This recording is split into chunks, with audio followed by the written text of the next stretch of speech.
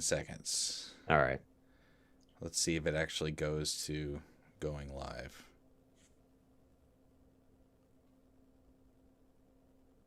Lost. Okay, there we go. Go, Grant. And we're live back again. Sorry, technology is what it is. Hey, if you just dropped us, we're obviously telling stories about John Adams, how he impacted our lives. I want to give a bit of time here. I think Nick has to get off here in just a second. I don't know if Daniel has to get off in a second or two. Like I said before, I want to let this be free flowing, but I want to give Nick a last word here so he can be out and then sort of tell a quick story also after he leaves about sort of the impact that even just the four people on this phone have had, in the state of Tennessee. But Nick, go ahead, buddy. We'll give you the last word before you got to head out, man. Yeah, thanks, Grant. If there's anything that I can end on with John Adams is I just hope at some point in my life, I can be half the person that John was every day.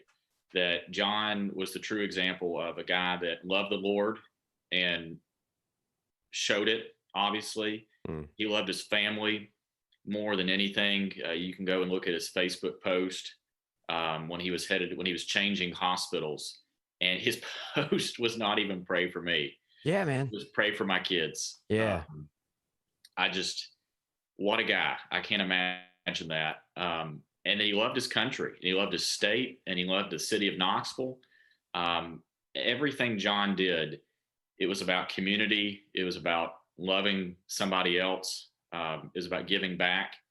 And there was not a thing I could have ever gone to John for. And if he had the ability to give it, he would have, and then some. And when I heard about John, it just, it hit hard. John is one of those people that you never have enough time with. There's always so much to learn. Yeah. Nick, very well said, man. We appreciate you. This community appreciates you. We'll see you soon. Very, very much. All right. All right. Love you. See y'all. Appreciate it.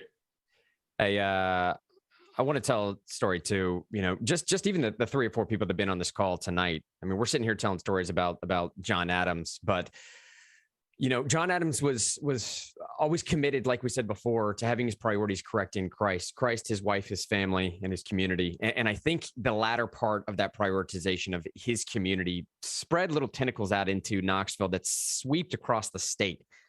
And what I mean by that a little bit is, so the impact that he had, not just in my life, but in Shine's life and Daniel's life and Nick's life. Let me be slightly braggadocious here and give a quick rundown as to look at what we're doing in this state now. Look at what the 4 of us are doing across the state. Look at what Daniel Herrera is doing with law right now. Look at what David's doing with Americans for Prosperity. Nick works up in the legislature.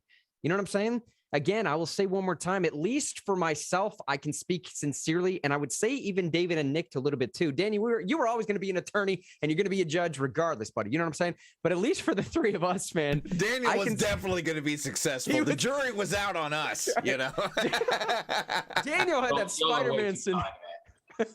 He had that Spider-Man syndrome from day one. With great power, Daniel, comes great responsibility, But I can say for sure, for the 3 of us, man, John Adams had such a massive impact on our lives that you talk about what may happen for the better of this state going forward, that the work that David and I are doing with Americans for Prosperity, the fact that Nick is up there working in the legislature right now, it is not a stretch to say, but if not for the involvement that John had in my life and David's life at the time and Nick's life at the time, we probably would not be at least within the career trajectory that we are right now. Certainly not in the industry we are right now. You know what I'm saying, man?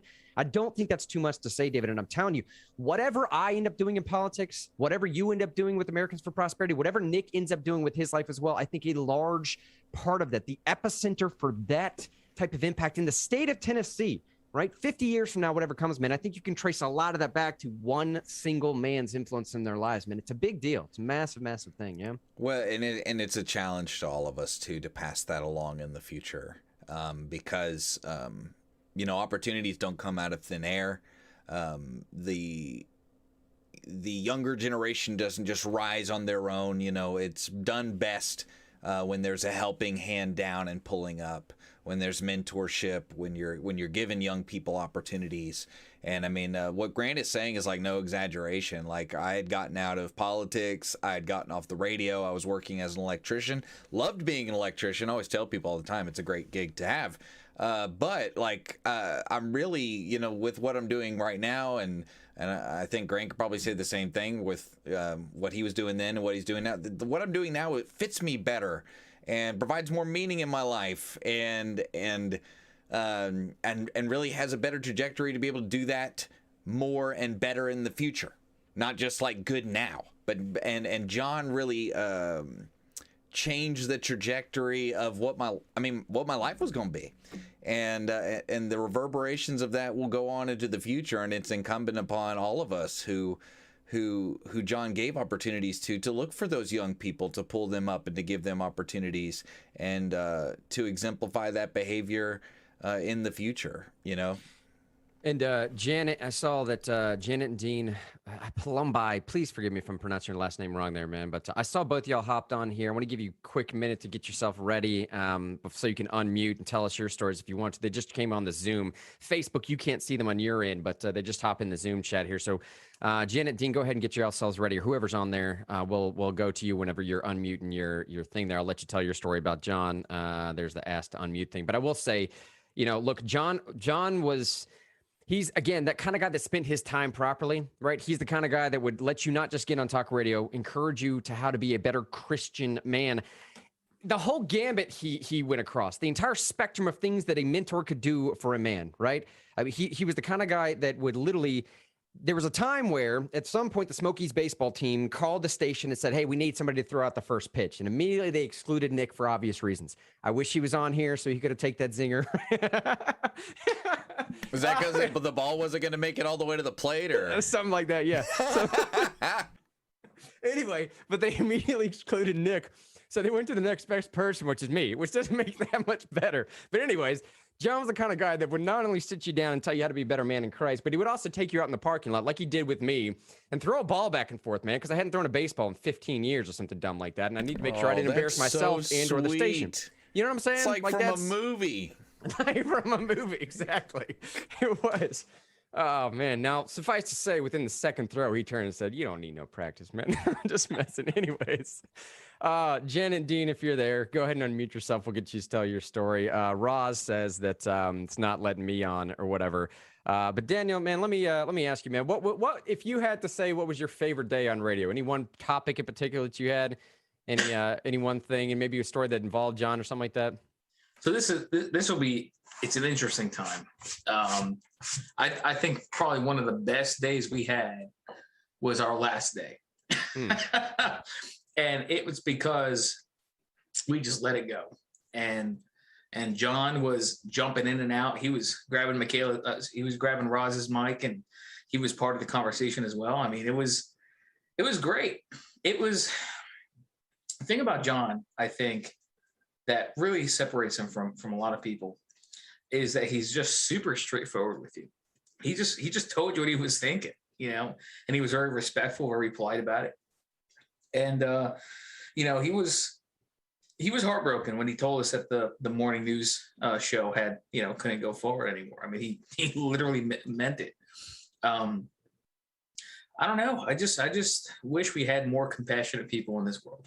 And if we had just an ounce of compassion that John had, we would be in such a better place. And I mean, you're absolutely right. You know, Grant, you know, he was a man of God, and he lived by it, and you can see it in his children. You saw it in his marriage. You saw it in the way that he loved his family. And the man was just an incredible person. Nobody is very rarely do you find someone who has a heart like John has. And, you know, he's going to be missed tremendously, but, you know, he has created such an impact on Knox County, on Tennessee, and I'm sure around the country. You know, he had a very, very, very strong following, a very, very good group of friends who cared about him a lot. And, you know, he'll be missed. It's very sad. He's going to be missed, but I'm glad that I got to meet him. I'm glad he was part of my life to even if it wasn't a significant everyday thing. You know, the fact that John had an impact in what I do today, it just goes to show that he really is such an influential person, and he can really help you become a better person. Yeah. Yeah, and he only wanted the best for every single person. Right. Roz is going to be calling in here in just a second as well. Michaela said in the live stream, by the way, one of the stories I will forever think when I think of John is when everyone at the station threw him a surprise party and I gave him a tank top. Yeah, we told that story a little while ago. Michaela, he said, I gave him a tank top with my logo on it. He knew how proud I was of it and how much I wanted to make a name for myself. Where to go? Make a name for myself. And he went into his office and came out with it on with the biggest smile ever. I cry every time I think about it in my darkest hours. He always would had encouragement on the world. And Michaela, I have that saved. Hang on 2 seconds here, just so we can see what Michaela's talking about. Here is the story. Yeah, one more time for the audience. There's the story that Michaela's talking about. That is the great John Adams wearing the Michaela from Michaela Around Knoxville, or Michaela Around Town, as he so affectionately said. Oh, man. Michaela Around Town. There's the story. There's the tank top right there. Let me go back to some of these comments because somebody else had some as well. Michaela said, poor Nick. And Nick responding to the comment that I said a second ago, I recall Grant saying, please, Nick, let me throw it. I was, of course, gracious enough to comply. I think you may be misremembering, as they say. I think he said you were crying, Grant. I think that's what was in the chat, is that you were crying, that you wanted to throw the ball. Do you have any proper documentation you can provide so he might be able to recall his recollection? Maybe something you can put in front of him. I think we have it documented. I think you might have even been on air, maybe. Yeah. I think we may have caught some of your tears. Yeah. I'm just kidding. Oh man. But anyways, yes. Look, I think not just the stories that we shared afterwards, but the times that we spent in his office afterwards. But John also had a great way of reminding, at least me when I was on air, the same thing that Shine told me the first day that when I was on air as well. This simple idea that you never really know who's listening. John constantly pinging that in my ear. And the reason why I think that was so important, not just on air, but in life in general, is this dumb little analogy that I like to tell people, but it's really about who John was. And I think this stream right now helps prove this point. It's like the ripple analogy, if you will. You know, you never know who's listening. You never know how one word of objective truth or encouragement or positivity can do in somebody else's life, right? And it starts out as just a little water droplet. And that droplet causes a small ripple, and the ripple can cause a little wave, and the wave will eventually end up into a crescendo, and that crescendo hits a tsunami. And before you know it, you have real, tangible societal change. You know, every single day we were on air, John was not just supportive of what we were doing, but he was supportive in the sense of constantly redirecting us towards what is it doing? What's the end goal? What's the purpose? How is it building the community? Even the times when we would spend months at a time talking about things like, man, this has got to be the driest subject in the world, like Recode Knoxville. Remember how long we spent on Recode Knoxville towards the end of Real News? Spent months on the Recode Knoxville stuff. But I think John believed in it so much because he believed in building up that community. And he believed in the idea of what you said a while ago, Sean, is that the community was desperate for conservative outlet and for growth, to know each other, to live with each other again. And look, man, the way he was able to, without even knowing at the time, predict the shutdown that we were about to enter. David, here's another thing, buddy. You and I, working for Americans for Prosperity, were able to utilize the community that we built because John gave us the opportunity at our new gigs during the shutdown. I mean, a lot of this community remembers for a year ago or so, every single morning, Sean and I were going on live for an hour, 2-3 hours at a time, just trying to live life, get through this thing, especially when this stuff first hit. We didn't know what was going to go on with it, man, right? Hanging out with hundreds of you that used to listen to the show. And I want to say too, like that on that conservative community thing that he had a passion for, even though he was, you know, a conservative, it wasn't like this partisan power kind of thing. It's that there are conservatives out there and they need a community. They need something to gather around. Does that make sense? Yeah. Like, because it's just want to put some brackets on that so you can see the whole picture. He wasn't this guy with an agenda, I mean, or something like that, or a quest for power or something like that. It was more about, you know, you guys, you Real News folks, you were out there, and he wanted to give you a place where you could call in and air your opinions. He wanted to give you friends to ride to work with. He wanted to give you a format all day, all night, where you could spend your time and have a good time, and not. You know, and I don't know, and have a radio format that reflected your views and things like that. A home, a place to be. So I don't know. I wanted to say that, you know. He was an original. He was an original. Hey, Roz. And there's that voice. There's the voice. The one we've been waiting for the introduction for a while. The mama bear of real news. The tried and true, the original, the producer herself, Queen Roz. How you doing? Thanks for joining us, by the way. Thanks. To say how I'm doing there's no words. Yeah. He was amazing. He's always been amazing. You know, this might not be a good time for me to do this. I really appreciate you guys doing this. I do. You know, but me and my siblings having to sit down at the dining room table a couple days ago and have to do an obituary on a man in 3 paragraphs. F you on having to do 3 paragraphs on the most amazing man in the whole entire world. He made everybody believe that they were something. I mean, he took the brokens and made them into something. He did that. He traveled the world. This man knew, 6, 7 different languages.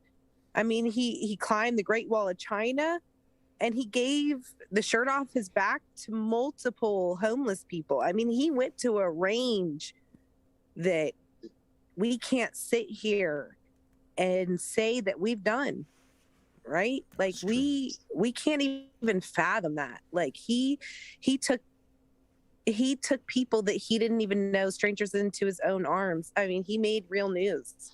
This man sat down with me. I remember when we discovered Real News, and he sat down with me, and this is something the station needed, you know, for so long. And Daddy's just original spin on things, you know, just the way he thought was so incredible.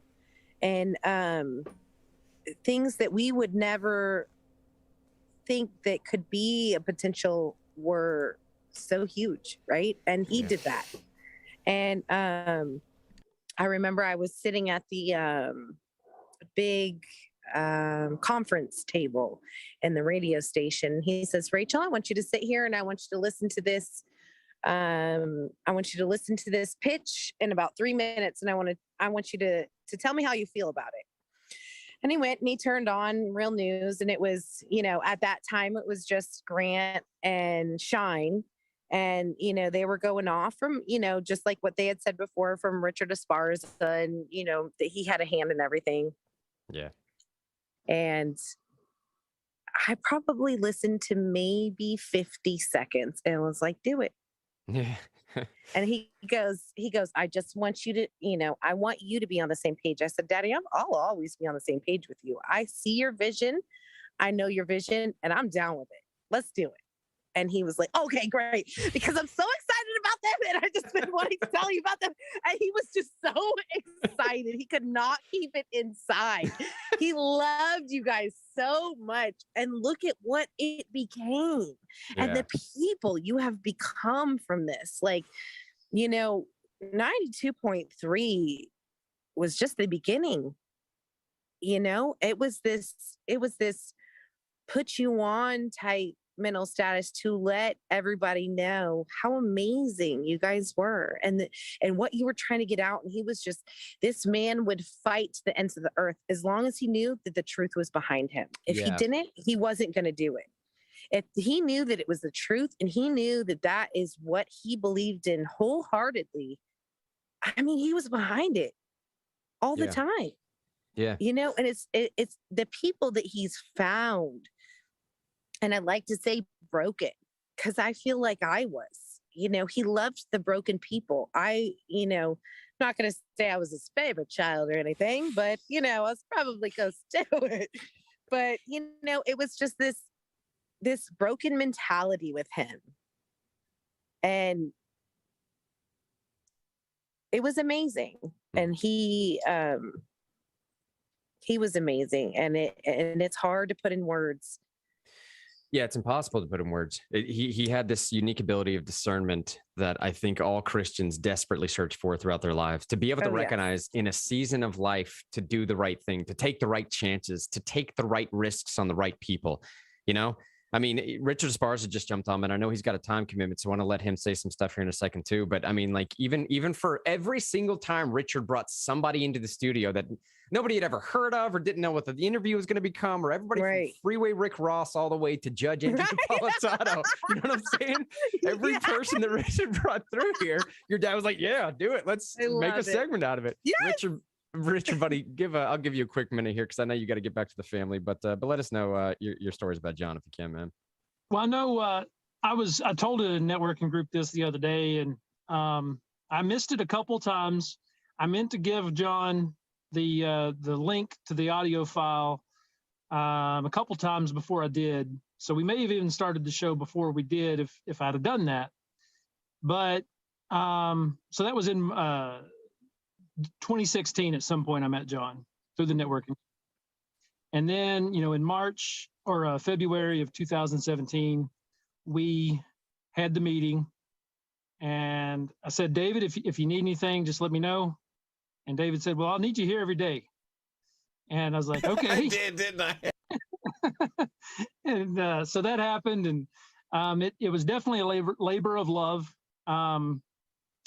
And I was really amazed. In talking to John, I found out we saw eye to eye on several different things. So after the fact, I kind of put two and two together, but he never really questioned anything that I put on the radio, like you were just saying. And it was really something I don't know if I was praying for it, but I was just wishing and hoping something like this would happen in Knoxville at some point in time. And I was really just kind of blown away. I didn't think it was going to happen. I was blown away that it actually, he gave us the shot, on a Fox affiliate, Knoxville, Tennessee. So while he was in the hospital, I hope he was able to read my note I sent him. But I told him that, well, see, I'll give you a little bit of background, but so it'll kind of help me get this emotion out. But I grew up, my mom we had a radio in the bathroom, okay, listening to music. Then it eventually switched over to talk when I was about middle school or somewhere around in there. And I told him I'd be eternally grateful for letting him play my song on the radio, because that's what we did. And then that's what the page is about, just to get that information out to people. And hopefully, we make decent impact. But I just really appreciate John Adams for saying, hey, yeah, let's do it. And I didn't know, every day, 5 days a week, how much reward would be there for that. But I think we had a very good impact, very good time, and I will look on it fondly for the rest of my life, no matter what happens with the future. Yeah, man, exactly. Right. We did original talk radio. We did Recode. We did, so many making people mad. Yeah. But Daddy was all about it. If it was the truth behind it, it didn't matter, right? It didn't matter as long as he had the truth behind it. Do y'all remember when Matlock was running against Burchett in that race, and we all went and had a meeting with John, and we're like, look, we can go real hard in this, but you don't do that in East Tennessee. And John was like, go for it.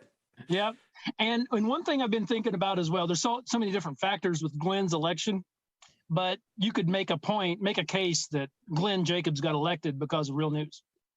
Just because, he announced on the show, we were able to give a voice to somebody. I mean, I'm not saying that that's what happened. I'm just saying that was one of the factors.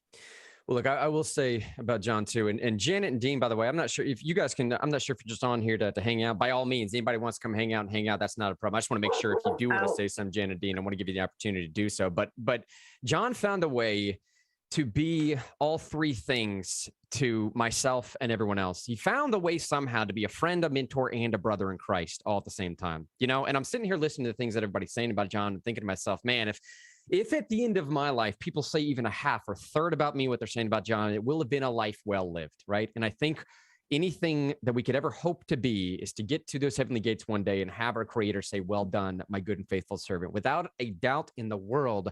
That is clearly clearly what is going on with John right now. And I, I'm not sure what compelled me to bring that there, but I'm telling you, it's just having Richard on here and Rachel on here and having Daniel sitting here as well too. I think that's part of what took me personally about a week to put something like this together. In total transparency, there's no way I could have gotten through this in the first day or two without completely breaking down, right? Because I think that first day after, it all hit you in a wave. For me, it did. It all hit me in a wave of how impactful, and everything that I am now is standing on the shoulders of that man. Everything that I ever would ever hope to do in politics or anything else is standing on the encouragement he gave me in a vital piece in a time of my life. Again, that seasonal time. And if he didn't take the chance on me in particular, I don't know, I'm selling insurance or something right now. It's not a bad thing, sell insurance. Don't get me wrong. What I'm saying is, because of how he took a chance on me, I think it's where I am right now. And again, I think for anybody else could say the same, but Richard and Rachel, I'll give you all some words too. I don't want to hog up all of it, I think that you're absolutely right, Grant,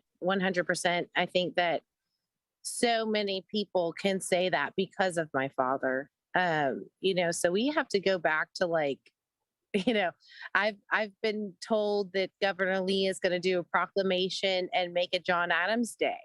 And I mean, how perfect is that, right? How perfect is that? Yeah. It makes so much sense. And we're so grateful from our family. But you're absolutely right. I mean, the people that he touched, he went so many places. I mean, he traveled the world before he sat here in Knoxville. But I remember one thing for sure that will always stay with me. And I asked him why. We're from Orlando, Florida, 30 plus years. Orlando, Florida is amazing. I love Tennessee. But, why? Why Knoxville, Tennessee? What made you think here, right? Because he was the glue to our family. So when my father up and moved from Orlando, we all up and sold our houses and came right here.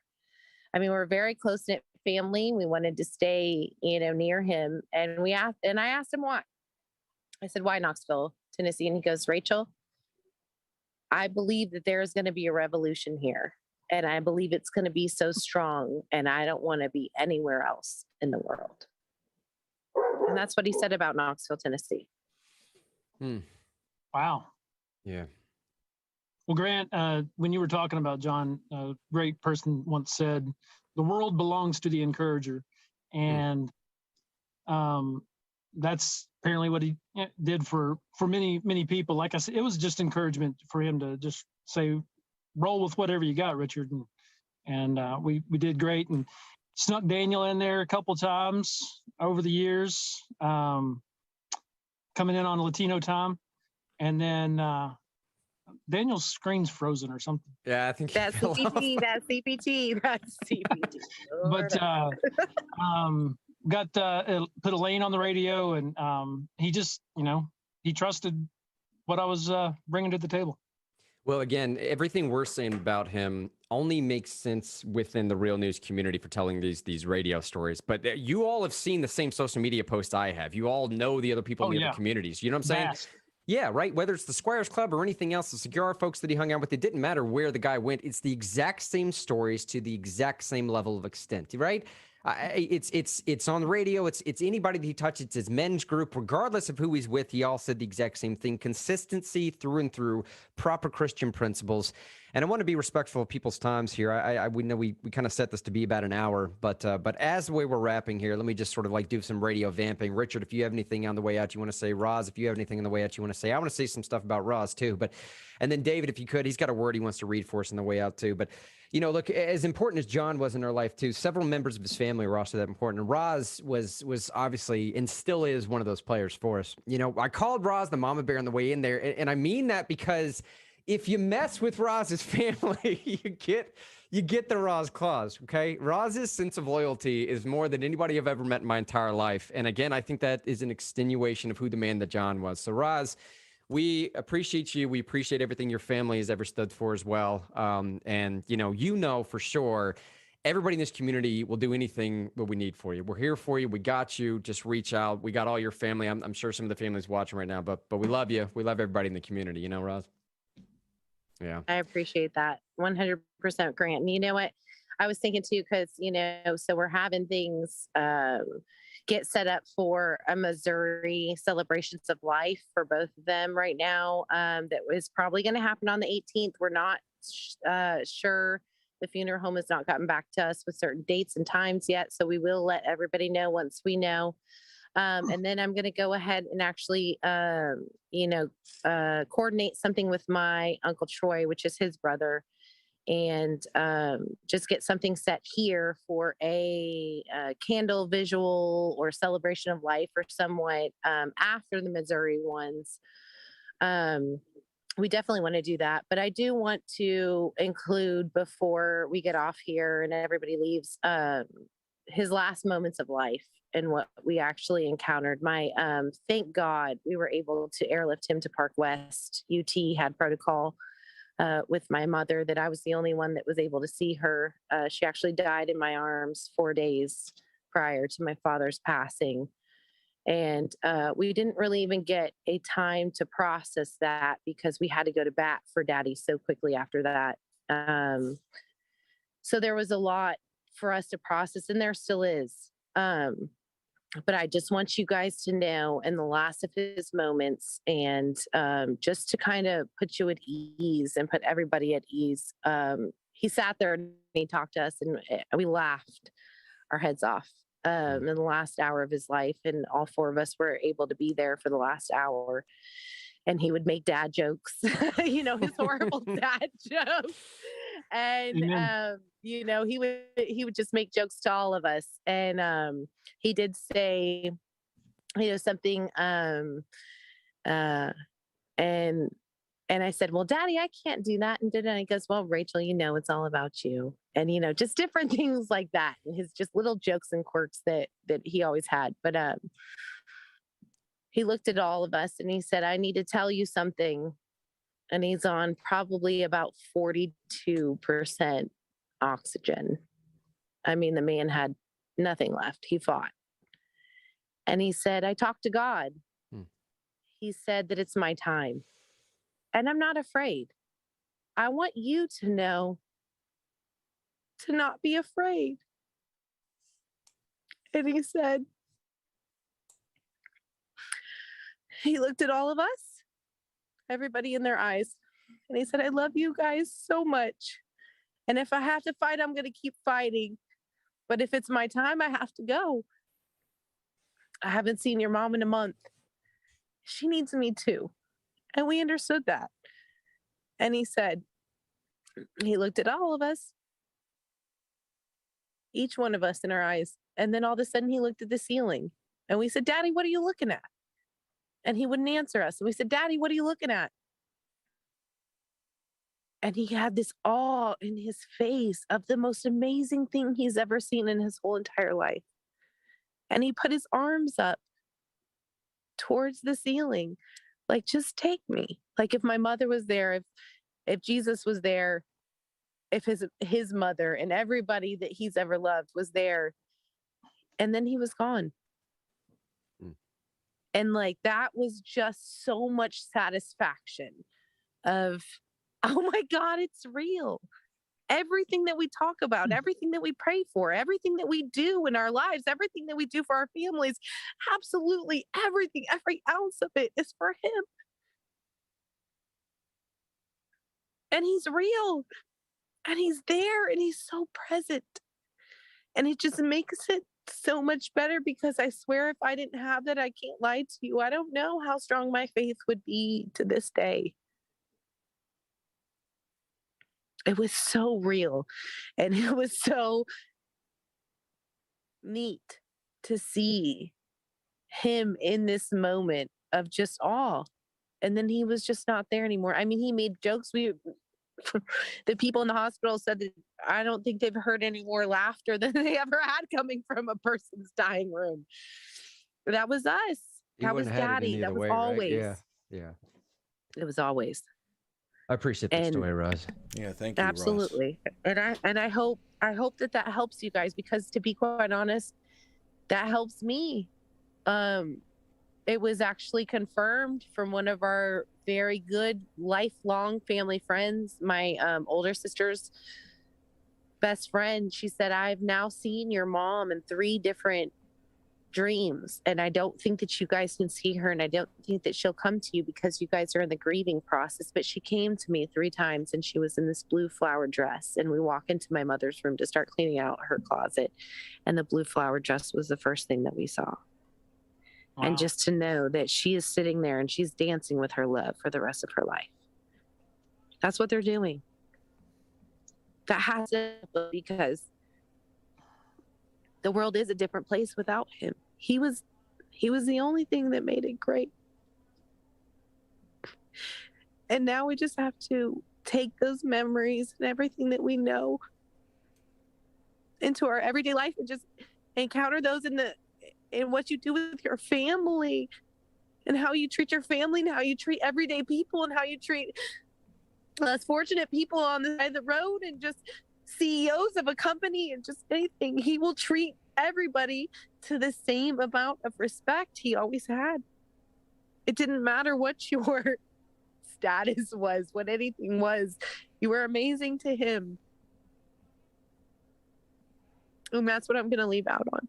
Thank you, Rez. I appreciate you not just telling that story, but giving that charge at the end too. Yeah. I mean, that is the kind of guy, again, that he leaves you with the responsibility to be better, not just for yourself, but for the community, right? To progress everyone around you, to live true to those Christian ideals, to be self-sacrificial in the same way that he poured into everyone else around him. And David, if you could, buddy, he prepared something for us on the way out. He'll read this on the way out. I'll carry us out, and then we'll end the stream for tonight. And yeah, go ahead, David. I just want to say before I read it, John wasn't the only person. I've lost quite a few, especially older folks this year and even the year before that. And I found this prayer. It's a prayer for the departed that has helped me grieve my grandfather and some of my wife's older family that's died.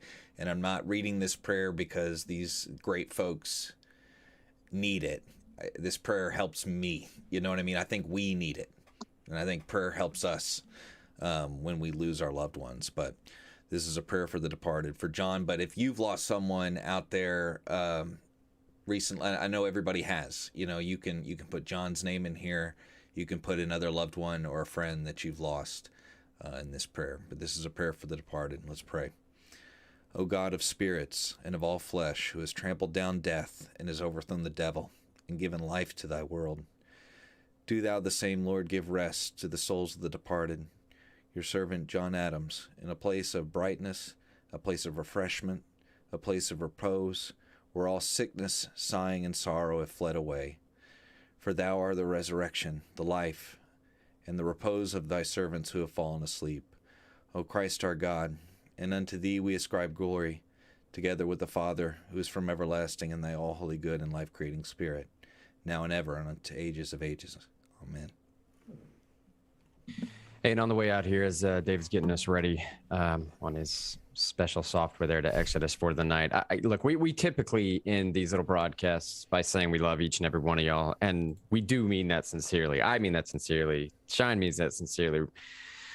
Richard means that sincerely, right? This community that we've created is, I would hope all of you would think, is an extension of the family that John created as well, right? Being the admiral of Real News, I hope we all see it that way. And I do want you all to take us up on that. If you're struggling, if you need something, message us, man. Send it out there. If you need a hot meal made, we'll get something set up for you. If you need someone to pray for you, if you need a community to come around you and gather, especially in these times where we're all mourning the loss of such an incredible man in our lives, an incredible family in particular in our lives. I want to say sincerely, we love each and every one of y'all.